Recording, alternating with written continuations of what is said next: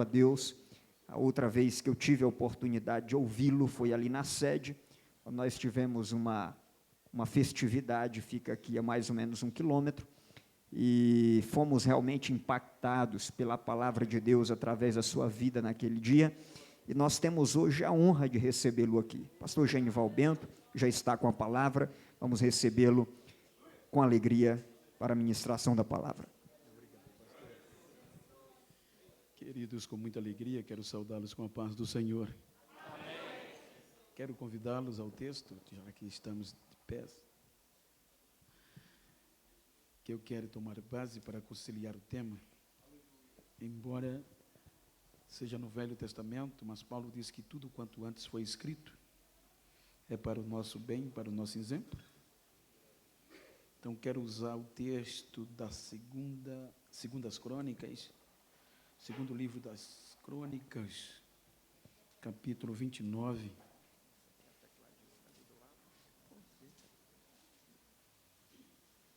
Capítulo 29, versículo 11.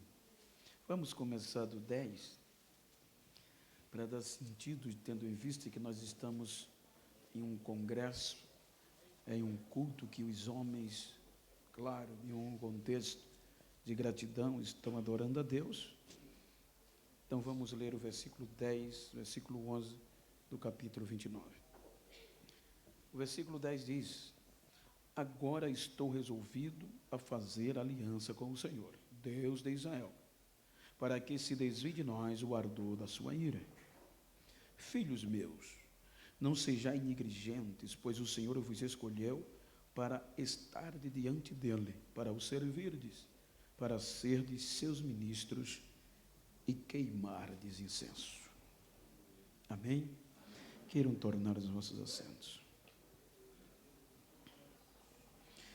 Eu quero agradecer a Deus pelo privilégio de, mais uma vez, poder voltar a este campo, a esta igreja, e para tal, quero externar a minha gratidão ao pastor Gilson, presidente deste campo, desta igreja, com a sua muito digna família, pois sem a anuência do mesmo, eu não estaria aqui. Então isso eleva a minha gratidão a Deus pela sua vida, pela credibilidade. O pastor Tiago, que é uma bênção, uma pessoa tão carismática, que Deus te abençoe, meu amigo, como também agradecendo a eles, externo a todo o corpo ministerial, a toda esta igreja. E aos coordenadores, Aldair, com Marcos, parabenizando juntamente todos que com eles ladeiam, estão com eles ladeando este trabalho na organização, e agradecendo ao presbítero Adelso, com a sua muito digna esposa, irmã Nilza, pelo carinho, o cuidado de estar ligando, me recepcionar de uma forma que eu não mereço desde a minha chegada. Deus recompense-os. Queridos, tomando por base esse texto, eu quero falar-lhes sobre a proposta temática que é um desafio para os nossos dias. Quando nós observamos a proposta de renovo, estamos diante de um desafio que, para quem conhece, não é tão fácil e também não é tão difícil, como o próprio João já havia dito. Então eu quero conciliar a proposta dentro de um contexto, de uma visão panorâmica. Quando nós observamos o texto de 2 Crônicas, capítulo 29, os irmãos hão de convir que ela está destacando o rei Ezequias. O rei Ezequias, que com 25 anos de idade começou a reinar. E o interessante é que quando ele assume todo o poder em Jerusalém, em Israel, havia um caos estabelecido de uma forma quase que sem precedente. Então, Ezequias dá-se-nos, dentro do contexto, que ele faz uma visão panorâmica dos seus antepassados, dos seus pais, E nisso, com base nisso, ele toma uma decisão. Pois a situação precisava de um renovo. Então, dentro da visão panorâmica de Ezequias, veja que no contexto ele fala sobre os nossos pais. Então a gente volta para o capítulo 25. E os irmãos vão ver que o capítulo 25 aborda o 10º rei de Israel, da dinastia davídica, chamado Amazias. A Bíblia diz que Amazias começou bem. Com 25 anos de idade começou a reinar. E começou bem.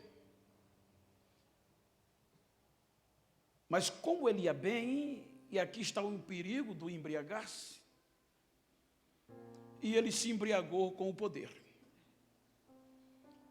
E no reinado de Amazias, ele comete 3 erros absurdos, que começavam a degradação espiritual dentro do contexto de Israel. A Bíblia mostra que em Jerusalém ou Judá, o primeiro erro que ele faz é na guerra contra os edomitas. Quando ele guerreia contra os edomitas, ele comete um erro. Há cerca de 300.000 soldados ao seu dispor de Judá. Então, com temor, ele resolve contratar cerca de 100.000 mercenários de Israel. Então, ele aluga por um certo preço de prata alguns mercenários, grupos, para se juntar a ele, para guerrear contra Edom. Então, é quando a Bíblia diz que dentro desta escolha o profeta, o homem de Deus, vai a ele e diz: você está errado. Para que deixar de confiar em Deus? Você precisava contratar este povo. Ele ouve o homem de Deus e diz: então agora o que é que eu vou fazer com essa quantidade de preço, com a prata que eu os paguei? Aí o profeta diz: será que Deus não pode dar muito mais a você? Então ele dispensa os mercenários. Quando ele dispensa os mercenários, eles se revoltam, porque tinham sido contratados para guerrear a favor de Judá. E nessa revolta, diz a Bíblia, que quando eles voltam, já voltam devastando as cidades de Judá. Então a Bíblia diz que Amazias vai lutar contra Edom e prevalece, com a ajuda de Deus. Então, quando ele vence, ele comete o segundo erro. Embriagado pela vitória, pelo que ele agora se tornou, ele traz de Edom os seus deuses de Seir, faz deles os seus deuses, adora, sacrifica aos deuses pagãos dos edomitas, cujo ele derrotou. Então veja que quando ele comete o grau alto de idolatria, o próprio profeta vai a ele e diz: o que é que você fez? Deus me enviou a você para dizer que desgostou, porque você esqueceu que foi Ele que te ajudou e não os deuses de Edom. Ele estava tão embriagado que ele olha para o profeta e diz: o que é que você tem a ver com isso? Por acaso eu constituí você como meu conselheiro? E descartou o profeta. O profeta, homem de Deus, disse: Deus vai te destruir, porque tu não me deste ouvido. Mas ele estava tão embriagado, sem a presença de Deus, que a Bíblia diz que agora ele vai enfrentar Israel. Ele manda proposta para o rei Joás, rei de Israel, para guerrear. Aí Joás aconselha: fica no teu lugar. Aí a Bíblia diz que Deus provocou para que dar fim a ele. ele não atendeu. Perdeu para Israel. Foi levado asilado. E a Bíblia diz que ele morre. Ele tentou fugir, os soldados foram atrás e o destruíram. E o cadáver dele já veio de cavalo para o túmulo dos seus pais.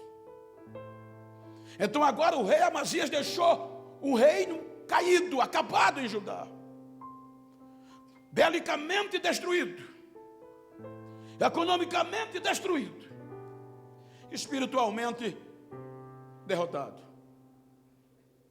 Aí a Bíblia diz que o povo pegou Uzias, o 11º rei, com 16 anos, e o nomeou como rei de Judá. O interessante é o início de Uzias. A Bíblia mostra que Uzias começou bem demais. Ele toma as providências necessárias para reerguer Judá e promover o renovo. A Bíblia diz que a primeira coisa que ele fez foi reestruturar, como qualquer governo inteligente, a segurança. E para isso, ele investiu no exército. E por ele investir no exército, diz a Bíblia, que ele chegou a ter cerca de 307.500 soldados de guerra ao seu dispor. Agora, depois que ele restabelece o exército, ele vai trabalhar na área econômica. Veja que ele trouxe um avivamento econômico, uma alegria econômica tão grande para ajudar,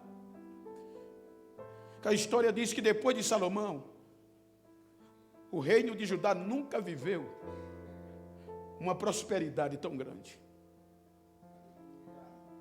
Agora estava bem economicamente e bem belicamente. Os filisteus começaram a temer como as outras nações. Ele agora está forte. E a Bíblia diz que ele fazia o que era reto diante do Senhor.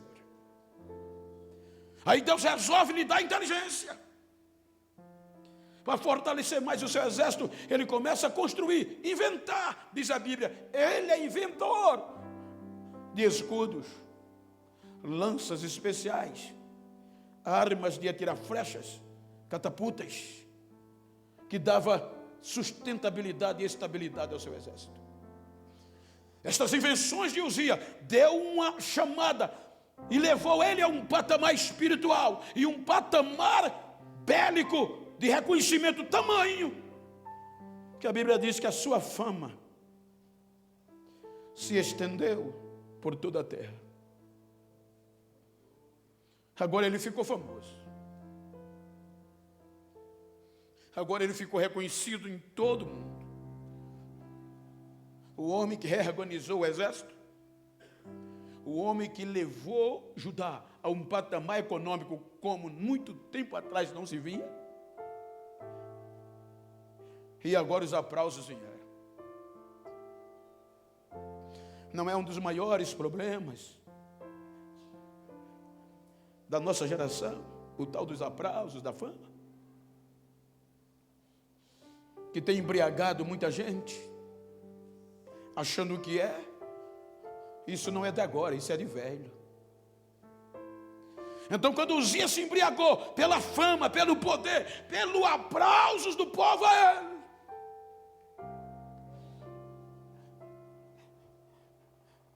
ele invade e agora quer usufruir do que não lhe era pertinente. Ele quer queimar incenso, gente, que não era a função dele.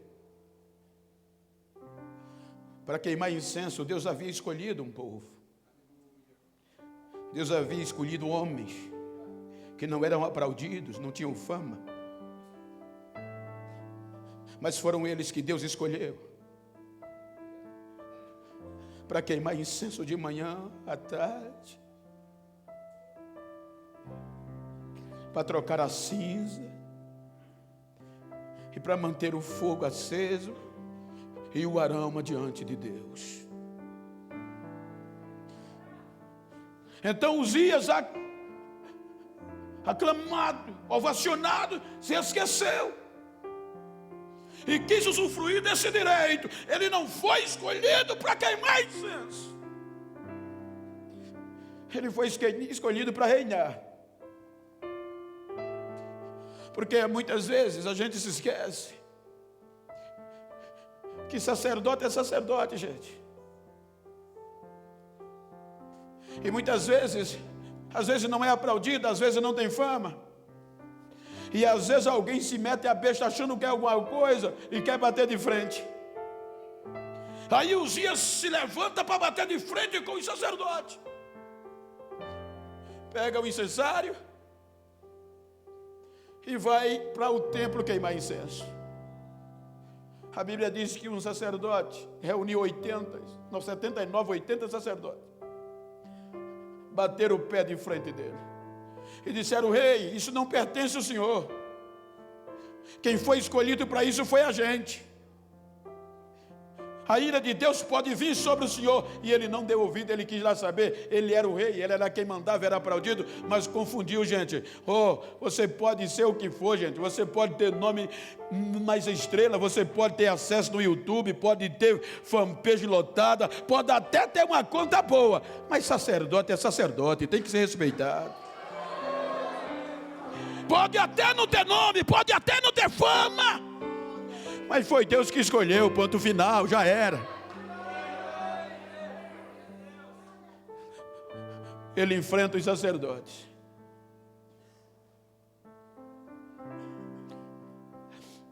A Bíblia diz que Deus o fere de lepra naquela hora. E ele já volta não mais para o trono. Ele já volta leproso, jogado numa casa ao lado, sem mais aplauso.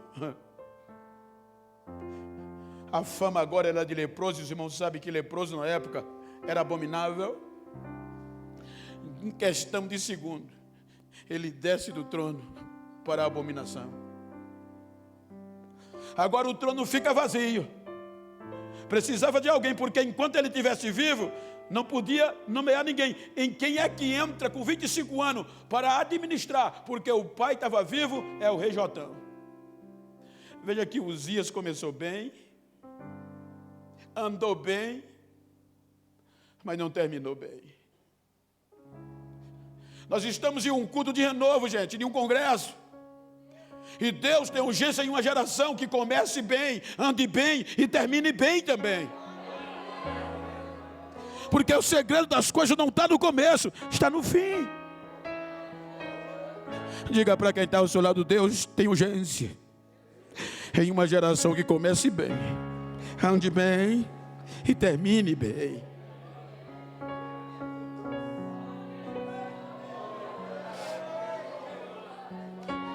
Ele começou bem, andou bem, mas se embriagou com o poder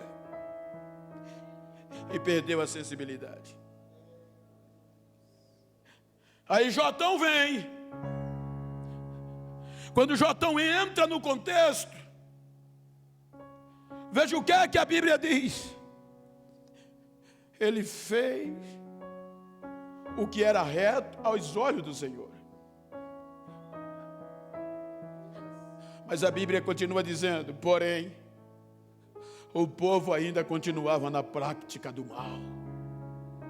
E veja como o pastor falou aqui, a ênfase do tema não está no versículo 18, está no contexto.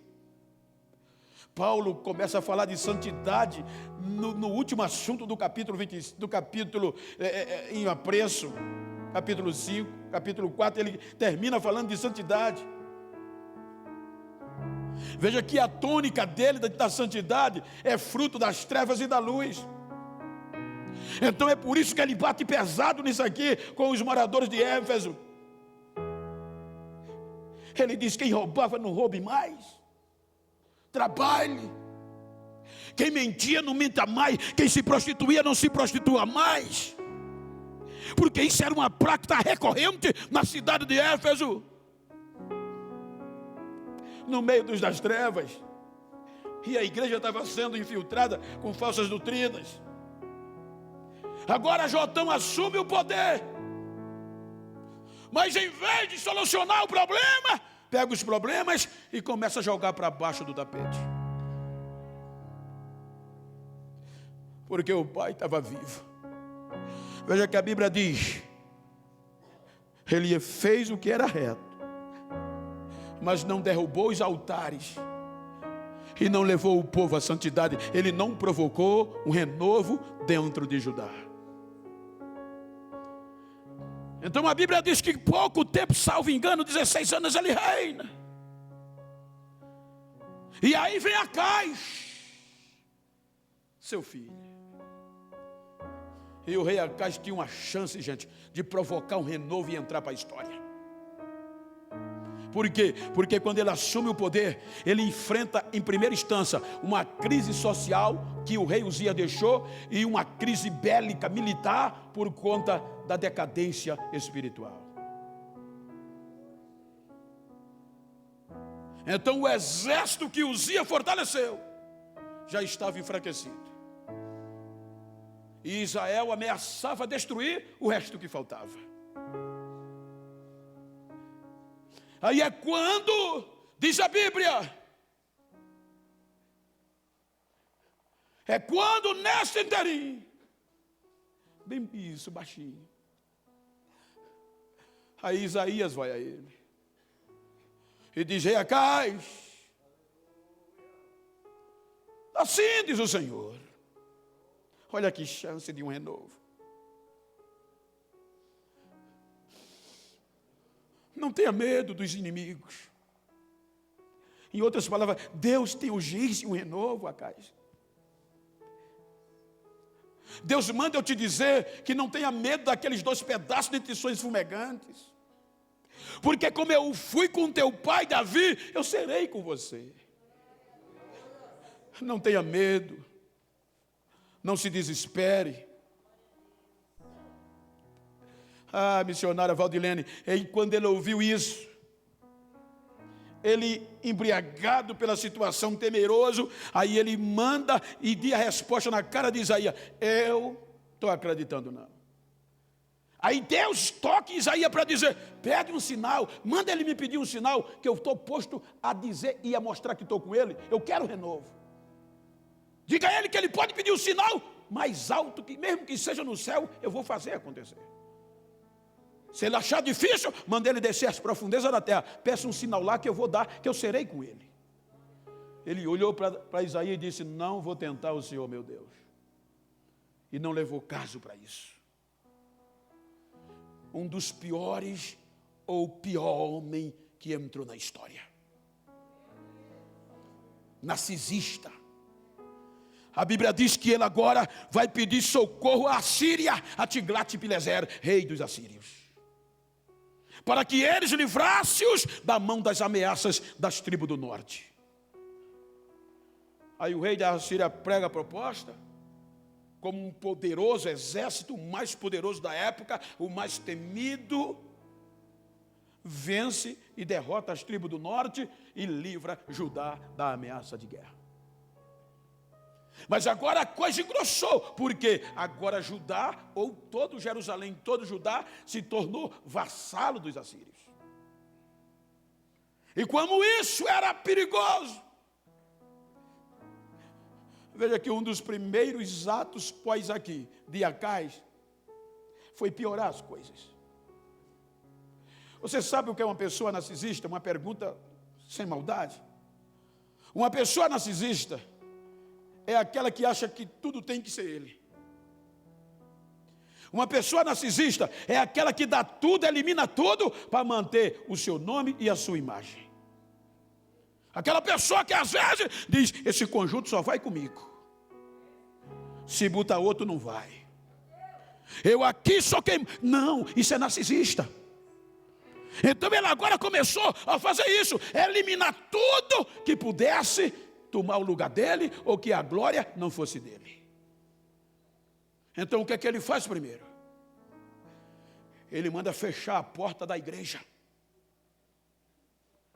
Não vai ter mais culto, quem vai fazer tudo aqui agora sou eu. Fechou a porta da igreja, do templo. Isso implica dizer, fechando a porta do templo, dispensou, mandou vazar os queimadores de incenso, os sacerdotes, os homens que Deus havia escolhido, porque Ele queria só Ele e mais Ele. Então agora leva o templo, a casa de Deus, ao ápice da abominação. Isso implica dizer, não tinha mais culto,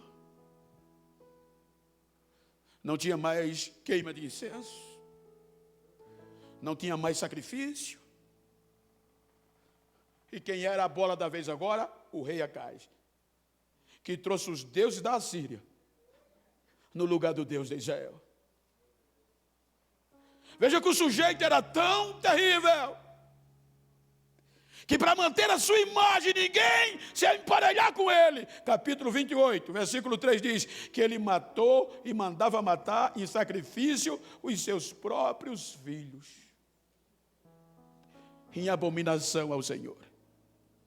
Veja que o termo diz, os seus filhos. Aí eu lhe pergunto, aonde Deus escondeu Ezequias?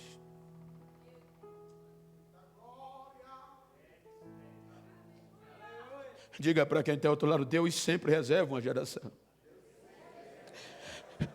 Deus sempre esconde uma geração, para na hora certa.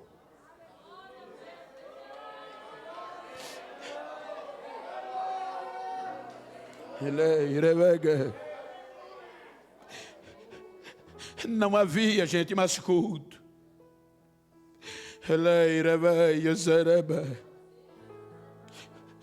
Não havia mais esperança de renovo. O templo fechado, os sacerdotes dispersos, alguns mortos, alguns escondidos e outros fugiram. Jerusalém foi vendida para a Síria. O povo na idolatria. Os queimadores de incensos calados, negligenciaram. E o rei Acais era quem mandava. Aí a Bíblia diz que o rei Acais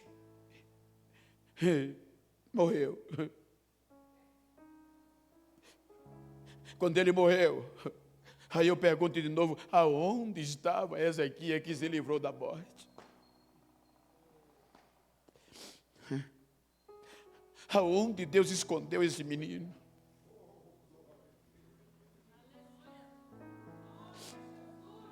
Parecia que o renovo era impossível, porque todos haviam se embriagado com o poder. E a linguagem já não era mais de crente dentro de Jerusalém. As atitudes já não eram mais de crente em Jerusalém. Os pagãos era quem tinha influência. A identidade foi rasgada. Aí Acais morreu. Aí a Bíblia diz, no texto que nós lemos, no capítulo que Ezequias é chamado. Como seu filho, ele assume com 25 anos o poder do reinado no Judá ou em Jerusalém. Veja que o texto diz que quando ela assume, no primeiro ano, no primeiro mês, só para os irmãos terem uma ideia, quando há troca de presidente, ele sempre começa o ano no mês de janeiro.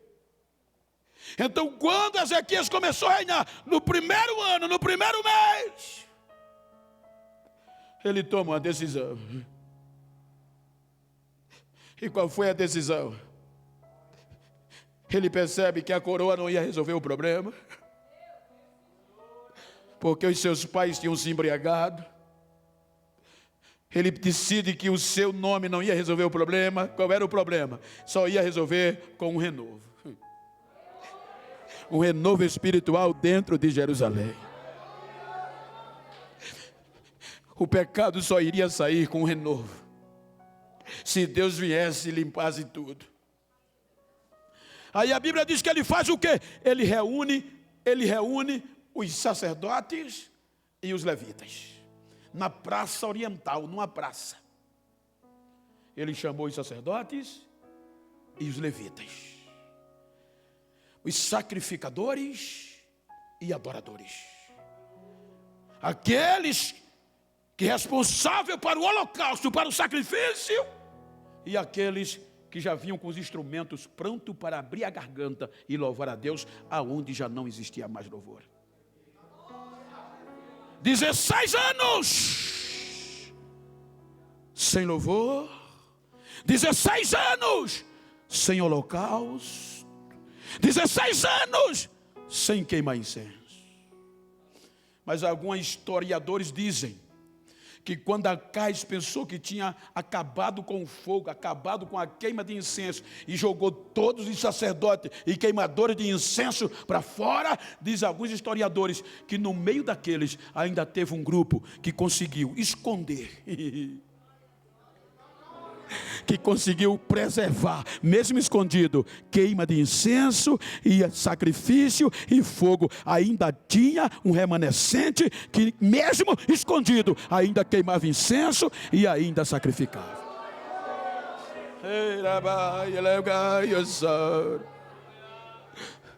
Aí ele reúne na praça central. E o que é que ele pede? Veja que no primeiro dia, no primeiro mês, ele já toma uma decisão. Para o renovo tem que ter decisões. A Bíblia diz que ele ele manda abrir as portas que seu pai fechou, da casa de Deus. Ele manda pintar, reforma todo o templo. E depois que o templo estava reformado, tinha coisa que ele sabia que não era para ele fazer, mas eram os homens que foram chamados por Deus para queimar incenso e sacrificar. Aí ele chama os sacerdotes e os levitas e reúne na praça. E veja que ele lamenta. Se fosse hoje ele dizia: varões, o negócio está feio. Ninguém está acreditando mais em um renovo como antes. Os nossos pais fecharam as portas. Os nossos pais não queimaram incenso. Os nossos pais não ofereceram sacrifício. E precisamos tomar uma decisão. A porta está aberta. A casa está reformada. Mas precisa de santificação.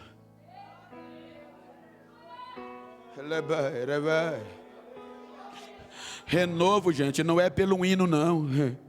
Renovo não é um culto, não. Renovo não é porque eu tenho um disco gravado ou tenho visualização demais no YouTube, não. Renovo é santidade, ele só vem por santidade. Você pode rodar até no pé só, mas se não tiver santidade, esse renovo não é renovo.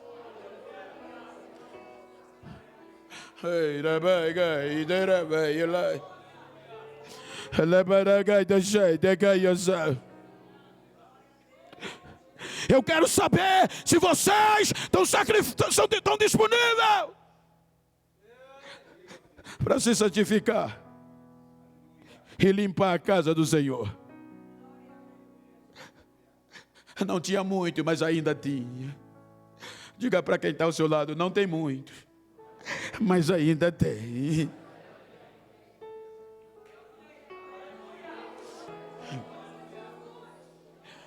Sacerdotes e levitas disseram: vamos recomeçar, vamos provocar o renovo. E para provocar o renovo tem que fazer o quê? Tirar a imundícia da casa de Deus. Vocês estão dispostos? Vai doer na pele. Estão dispostos a tirar a imundícia? Estamos. Veja que o negócio estava tão feio.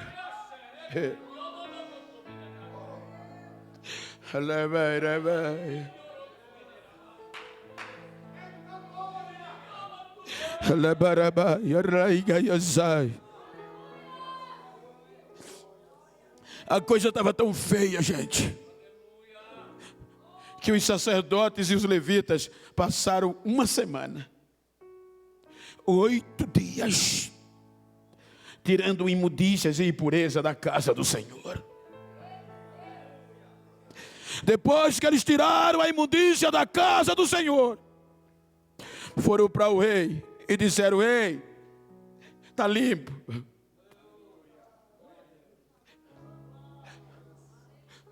Todos os objetos que o teu pai descartou, todos os objetos do santuário estão limpos, purificados e estão diante do altar do Senhor. Estamos prontos para o renovo, rei.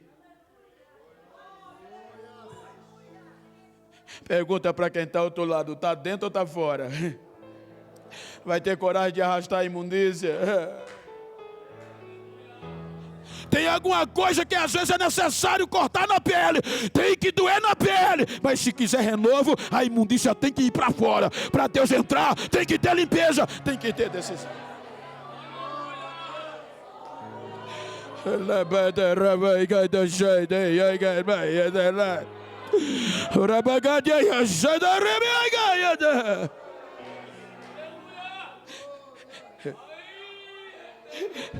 Quando tudo estava limpo, aí ele agora chama quem? Os queimadores de incenso. Ainda tinha queimadores de incenso, gente.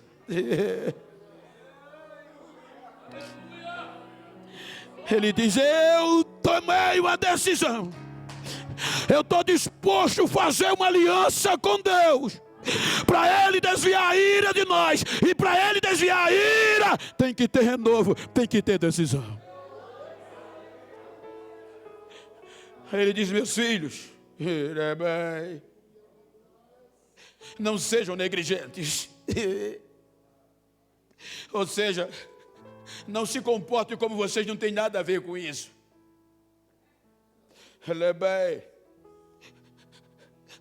Você está pensando que gravata é só para enfeite, filho?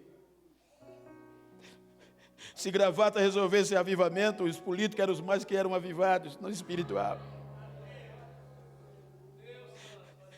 Mas nós fomos usados não só para usar gravata, foi para queimar incenso. E para queimar incenso, às vezes tem que ter calo na testa, calo no joelho. Às vezes tem que perder o que Paulo estava tentando tirar de Éfeso, os entretenimento que nos afasta da presença de Deus. A gente tem que esquecer para quem queimador de incenso, às vezes é necessário esquecer do Zap Zap, da Netflix, da Globo, do Jornal da Globo. Enquanto alguém está jogado lá, os queimadores de incenso estão com a cara no pó, e o incenso subindo, e o incenso subindo. E se tem incenso, vai ter renovo.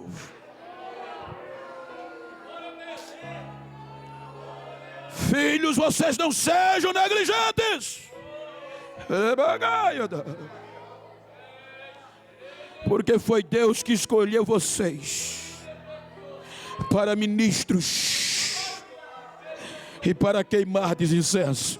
Deixa eu ver a mão de queimadores de incenso aqui, deixa eu ver.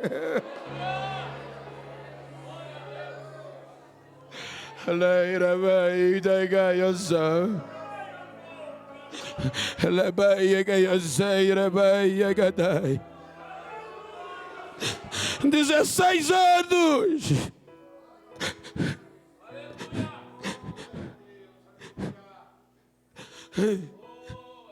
A Caixa pensava que tinha acabado, mas ainda tinha um foguinho aceso, mesmo que escondido. Ainda teve alguns que, correndo risco de vida, manteram o fogo aceso e a fumaça subindo.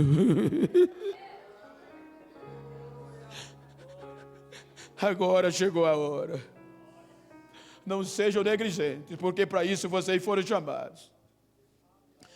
Estão prontos? Estamos.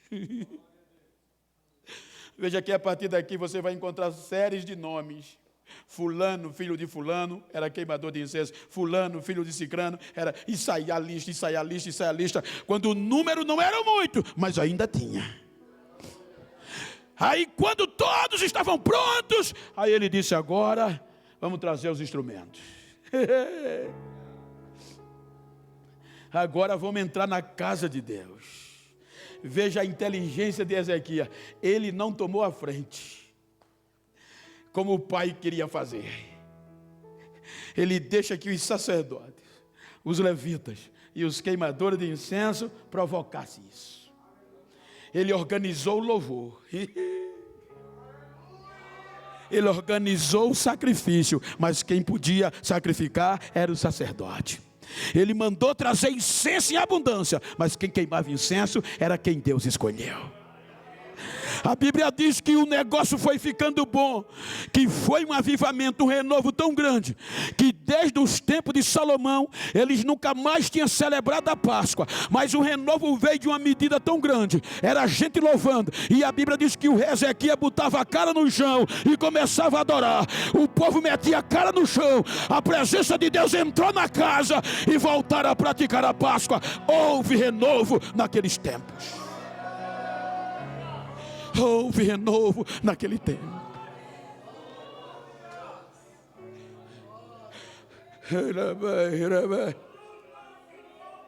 Dá uma olhadinha para quem está ao teu lado, diga: não se embriague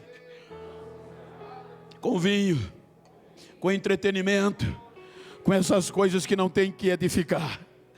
Diga: mas vai doer, vai ser mais difícil, mas seja cheio. Cheio. Seja cheio. Seja cheio do Espírito Santo.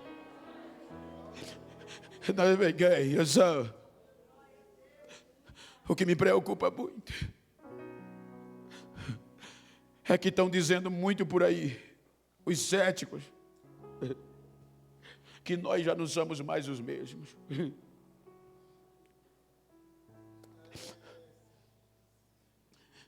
Os nossos cultos, eu não sou saudosista, mas vocês vão de convir que a gente não precisava de ninguém renomado. Não. Os nossos congressos, a gente dependia de ninguém. Nos ensaios, Jesus já começava a queimar, a batizar com o Espírito Santo. Nos nossos cultos a gente regalava o olho e ficava esperando alguma coisa de cantor. Não, a gente já chegava pipocando, gente. O incenso já começava a vir aceso de casa. A fumaça era constante dentro do santuário.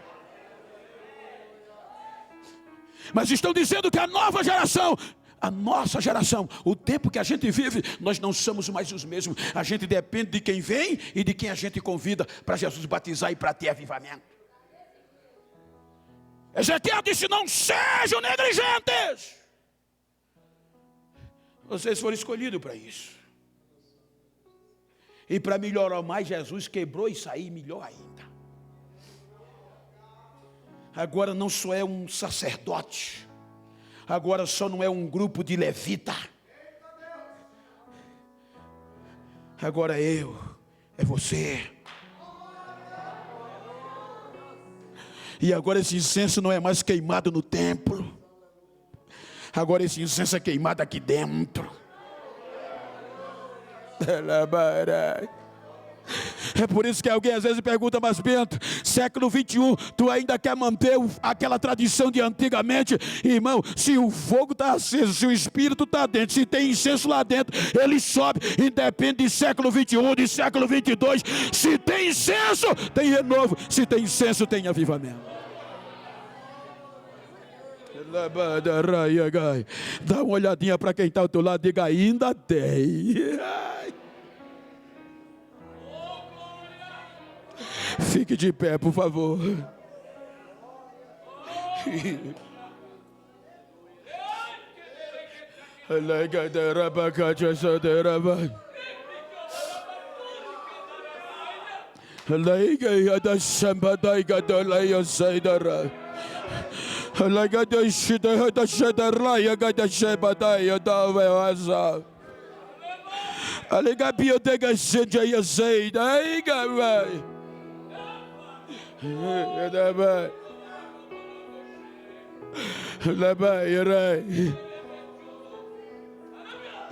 Não sejam negligentes. Vocês foram chamados para queimar incenso. Foi Deus que escolheu.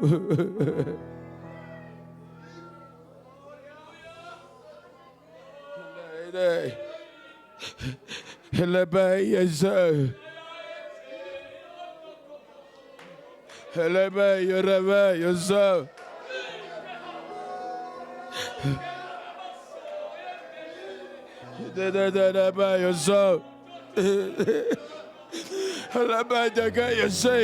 bem, está tendo renovo aqui, está tendo renovo nesta noite. O Espírito Santo está descendo esta palavra no meu coração. Ele está renovando vidas aqui agora. Tem renovo, tem renovo, tem renovo. É um congresso de renovo. Vai ter renovo, vai ter renovo, vai ter renovo, vai ter renovo. Eu quero te pedir um favor. Eu quero te pedir um favor. Se você pode fazê-lo, com a permissão do pastor Gilson, dá uma olhadinha ou vira para esse crente que está do teu lado, se for do mesmo sexo, ou seja íntimo. Olha para ele, me ajuda aqui, pastor Tiago, por favor. Se você pode. Eu sou pastor de igreja. Mas se você pode, se tem uma pessoa íntima do mesmo sexo, vira para ela assim, ó, como eu estou com meu amigo aqui. Se você pode, é claro. Olhou? Se olhou, diga para ela: eu estou com dó de quem pensava que tinha se acabado, de quem pensava que não tinha mais jeito, de quem pensava que estava frio. Diga, dá um recadinho a ele. Quebrou a cara, porque no século 21 ainda tem queimadora de incenso, ainda tem renovo. Abraça ele e diga: me abraça, queimador de incenso.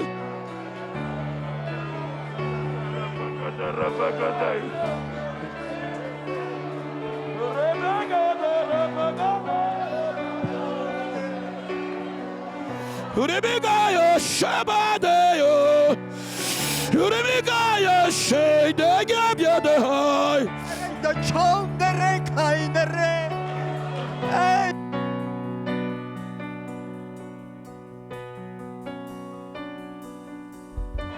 Urimigayo sheigaidayablaiasa. Chondei ainda. Eu estou no meio de vós, diz o Senhor.